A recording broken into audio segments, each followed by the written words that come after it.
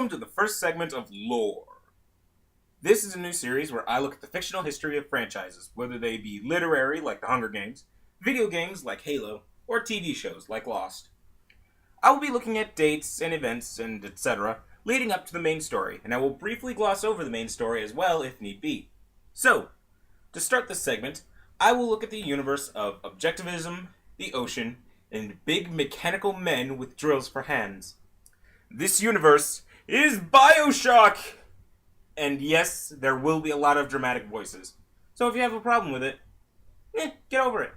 Now, on November 5th, 1946, Andrew Ryan, a business tycoon and Russian immigrant to America, wanted to create a city with no ties to the rest of the world, and was run with a laissez-faire like government. The city was fully completed in 1951, and was located at, and excuse me if you know how this actually works, 63 degrees 2 feet north, 29 degrees 55 feet west, just off the coast of Reykjavik, Iceland. The original goal of the city, called Rapture, was to create a capitalist society free of religious and government interference, and the residents worked for their own gain and not for that of the central government. Instead of abiding by traditions and moral systems imposed by the government or religion, values such as logic and scientific reason were championed by residents, and the city flourished.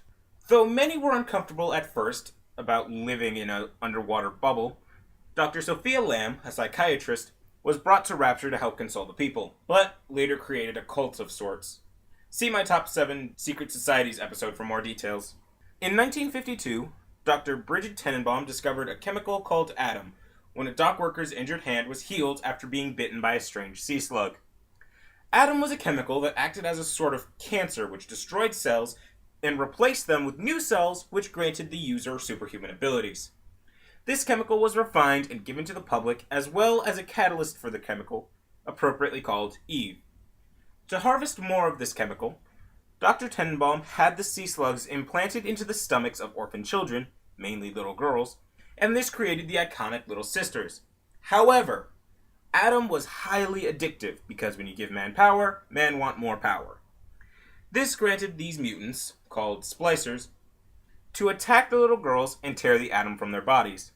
Of course, you had to protect these little children, so, in order to do that, Dr. Yu Suchong created the Big Daddies, former prisoners who were horribly altered into hulking mechanical beasts, who were so protective, in fact, that one killed their creator, Suchong, after the good doctor absent-mindedly struck a little girl.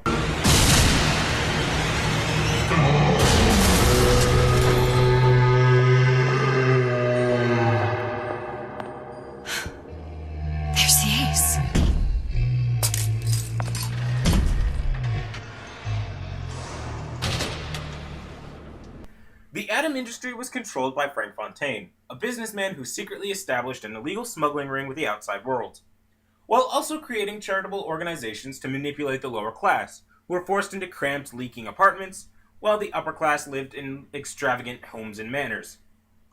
A violent attempt to overthrow Ryan reportedly killed Fontaine, who was actually disguising himself as a lower-class hero, Atlas.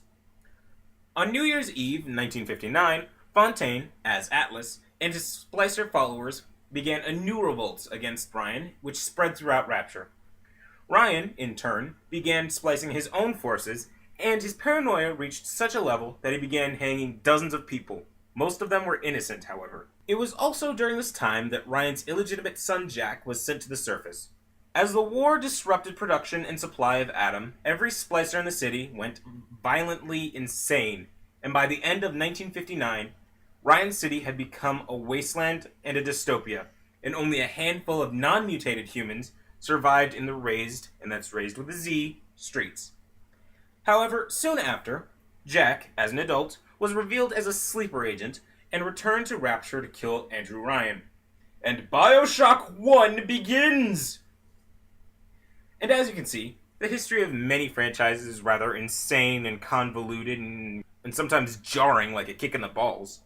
Some are really sudden, like Bioshock, some are a little bit less so, like Hunger Games, or some are just not at all, like Halo. But no matter how much of a kick in the balls they are, at the end of the day, you're talking in falsetto, and you're walking funny. If I could fly like birds on high, straight to her arms.